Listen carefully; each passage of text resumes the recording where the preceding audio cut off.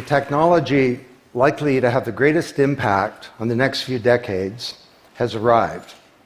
And it's not social media, it's not big data, it's not robotics, it's not even AI.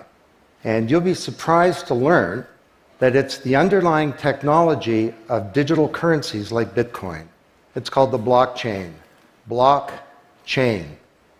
Now, it's not the most sonorous word in the world, but I believe that this is now the next generation of the internet, and that it holds vast promise for every business, every society, and for all of you individually.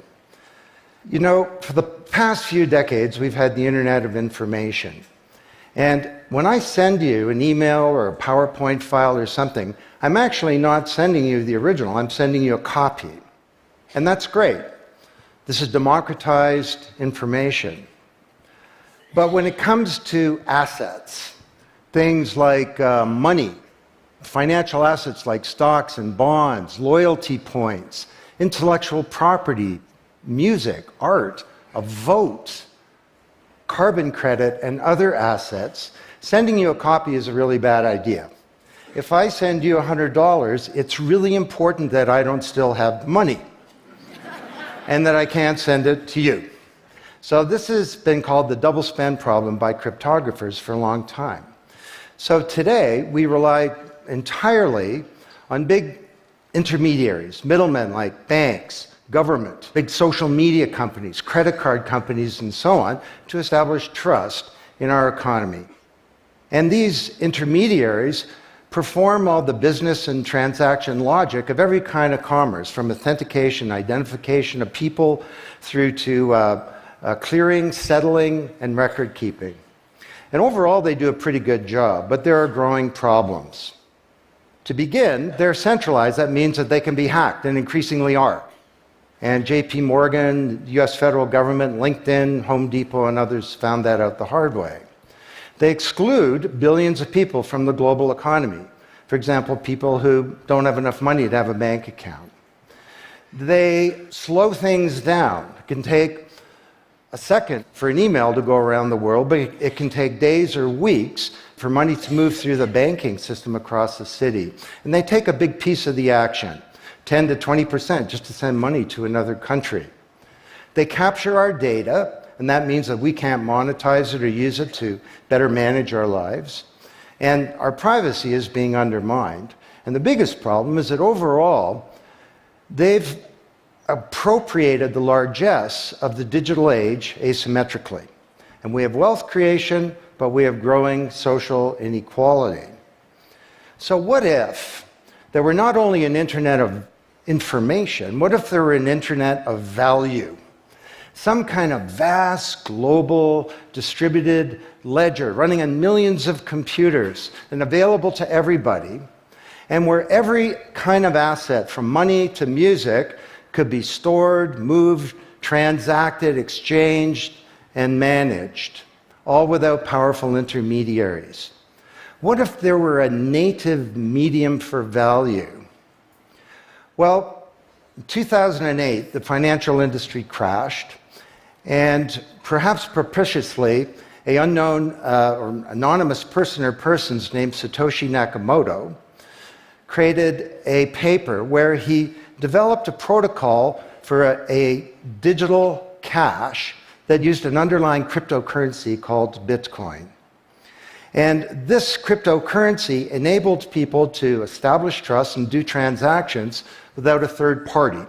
And the seemingly simple act set off a spark that's ignited the world, that has everyone excited or terrified or otherwise interested in many places. Now, don't be confused about Bitcoin, okay? Bitcoin is an asset. It goes up and down, and that should be of interest to you if you're a speculator. More broadly, it's a cryptocurrency. It's not a fiat currency controlled by a nation state, and that's of greater interest. But the real pony here is the underlying technology. It's called blockchain. So, for the first time now in human history, people everywhere can trust each other and transact peer-to-peer.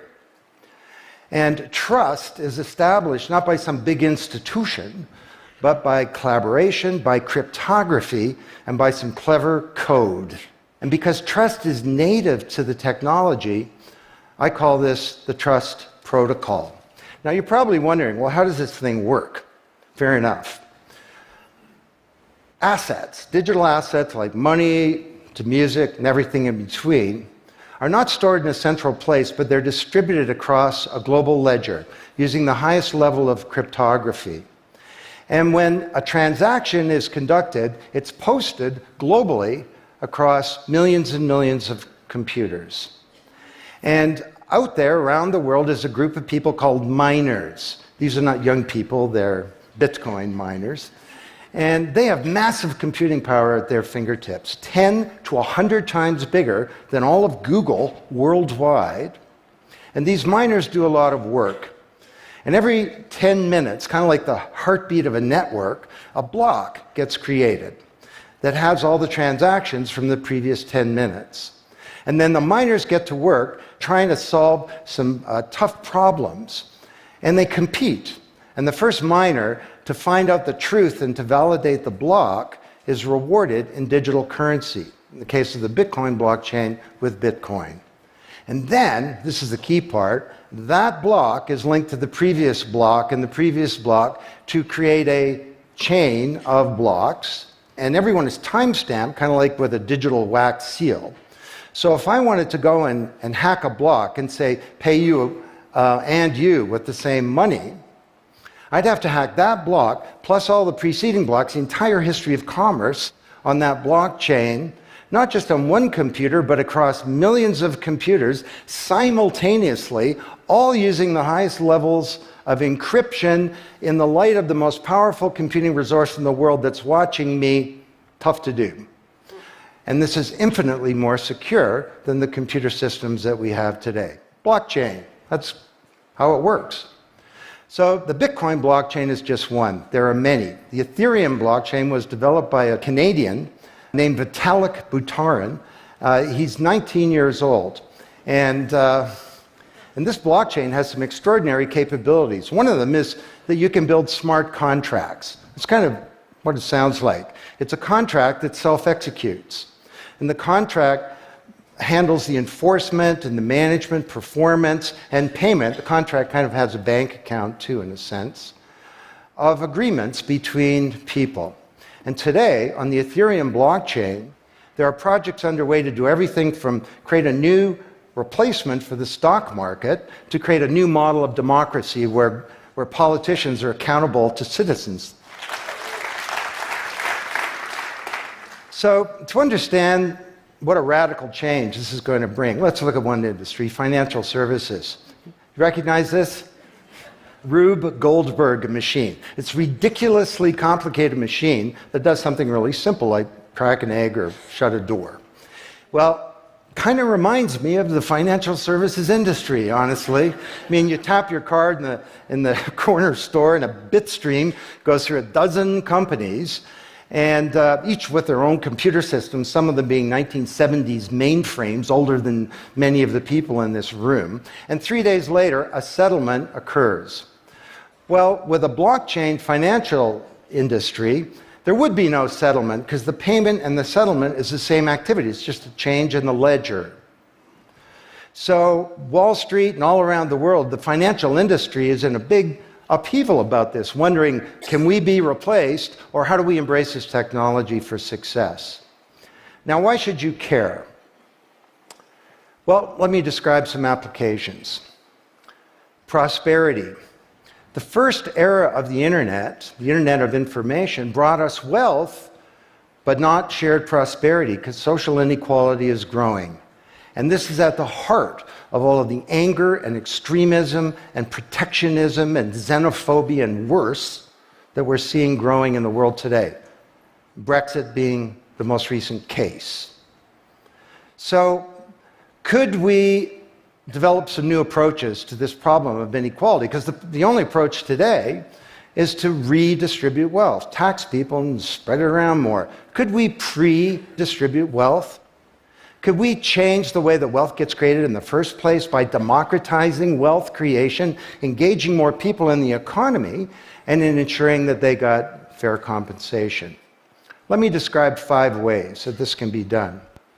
Number 1, did you know that 70% of the people in the world who have land have a tenuous title to it? So you got a little farm in Honduras, some dictator comes to power. He says, I know you got a piece of paper that says you own your farm, but the government computer says my friend owns your farm. This happened on a mass scale in Honduras, and this problem exists everywhere. Hernando de Soto, the great Latin American economist, says this is the #1 issue in the world in terms of economic mobility, more important than having a bank account. Because if you don't have a valid title to your land, you can't borrow against it, and you can't plan for the future. So today, companies are working with governments to put land titles on a blockchain. And once it's there, this is immutable. You can't hack it. This creates the conditions for prosperity for potentially billions of people. Secondly, a lot of writers talk about Uber and Airbnb and TaskRabbit and Lyft and so on as part of the sharing economy. This is a very powerful idea that peers can come together and create and share wealth. My view is that these companies are not really sharing. In fact, they're successful precisely because they don't share. They aggregate services together and they sell them. What if rather than Airbnb being a $25 billion corporation, there was a distributed application on a blockchain, we'll call it B Airbnb, and it was essentially owned by all of the people who have a room to rent. And when someone wants to rent a room, they go onto the blockchain database and all the criteria sift through, help them find the right room, and then the blockchain helps with the contracting, it identifies the party, it handles the payments, just through digital payments are built into the system, and it even handles reputation, because if she rates a room as a 5-star room, that room is there, and it's rated, and it's immutable. So the big sharing economy disruptors in Silicon Valley could be disrupted, and this would be good for prosperity.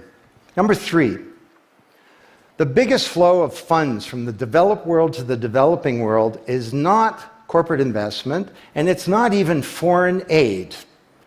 It's remittances. This is the global diaspora, people who've left their ancestral lands, and they're sending money back to their families at home. This is $600 billion a year, and it's growing, and these people are getting ripped off. Annalie Domingo is a housekeeper, and she lives in Toronto, and every month she goes to the Western Union office with some cash to send her remittances to her mom in Manila. It costs her around 10%. The money takes 4 to 7 days to get there. Her mom never knows when it's going to arrive. It takes 5 hours out of her week to do this. 6 months ago, Annalie Domingo used a blockchain application called Abra. And from her mobile device, she said $300 went directly to her mom's mobile device without going through an intermediary. And then her mom looked at her mobile device, it's kind of like an Uber interface, there's Abra tellers moving around. She clicks on a teller that's a 5-star teller, he's 7 minutes away. The guy shows up at the door, gives her Filipino pesos, she puts them in her wallet. The whole thing took minutes, and it cost her 2%. This is a big opportunity for prosperity. Number 4, the most powerful asset of the digital age is data. And data is really a new asset class, maybe bigger than previous asset classes like land under the agrarian economy or an industrial plant, or even money. And all of you, we create this data, we create this asset. And we leave this trail of digital crumbs behind us as we go throughout life. And these crumbs are collected into a mirror image of you, the virtual you. And the virtual you may know more about you than you do, because you can't remember what you bought a year ago or said a year ago or your exact location a year ago. And the virtual you is not owned by you. That's the big problem. So today there are companies working to create an identity in a black box. The virtual you owned by you. And this black box moves around with you as you travel throughout the world, and it's very, very stingy. It only gives away the shred of information that's required to do something. A lot of transactions, the seller doesn't even need to know who you are. They just need to know that they got paid. And then this avatar is sweeping up all this data and enabling you to monetize it. And this is a wonderful thing, because it can also help us protect our privacy. And privacy is the foundation of a free society. Let's get this asset that we create back under our control, where we can own our own identity and manage it responsibly.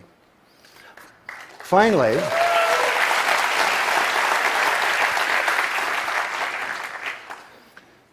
number 5, there are a whole number of creators of content who don't receive fair compensation because the system for intellectual property is broken. It was broken by the first era of the internet.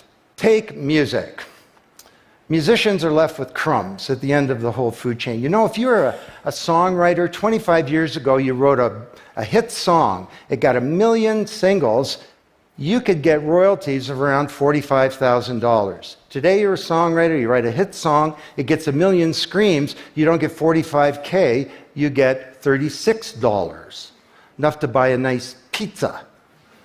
So Imogen Heap, the Grammy-winning singer-songwriter, is now putting music on a blockchain ecosystem. She calls it mycelium. And the music has a smart contract surrounding it. And the music protects her intellectual property rights. You want to listen to the song, it's free, or maybe it's a few microcents flow into a digital account. You want to put the song in your movie, that's different, and the IP rights are all specified. You want to make a ringtone, that's different.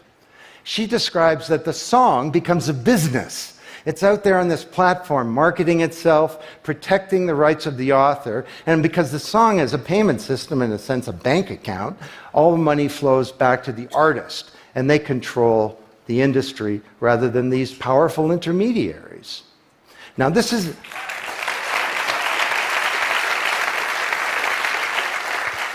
not just songwriters, it's any creator of content, like art,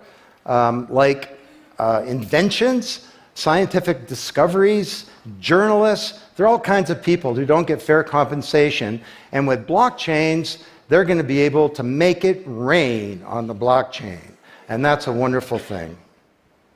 So these are 5 opportunities out of a dozen to solve one problem, prosperity, which is one of countless problems that blockchains are applicable to. Now, technology doesn't create prosperity, of course, people do. But my case to you is that, once again, the technology genie has escaped from the bottle, and it was summoned by an unknown person or persons at this uncertain time in human history. And it's giving us another kick at the can, another opportunity to rewrite the economic power grid and the old order of things, and to solve some of the world's most difficult problems, if we will it. Thank you.